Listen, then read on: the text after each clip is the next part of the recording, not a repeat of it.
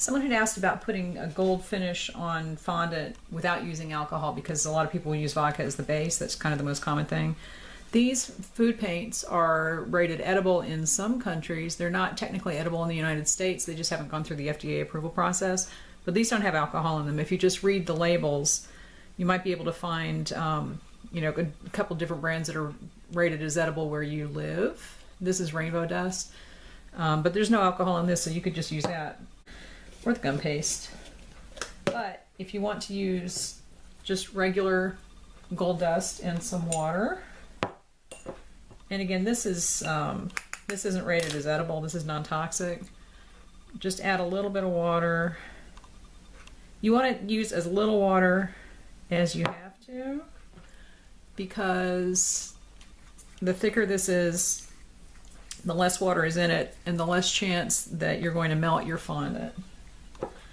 If you put a really wet coat of something onto fondant, it's going to soak into the fondant and make it soft.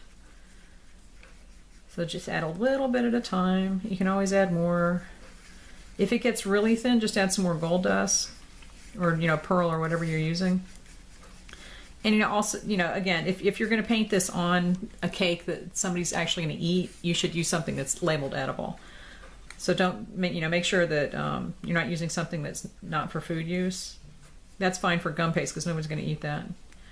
All right, so this is the water. Well, that's very thick. But see, putting it on thicker, I think the vodka was thin, but that works just as well. You don't have to use the vodka. You don't have to use the alcohol. And see the shine on both? So that they both work. You're just going to have to be careful that when you use the water, you give it time to dry without touching the cake, because if you put this on a cake and then start touching it before it's completely dry, it's going to leave fingerprints and it's going to be hard to fix.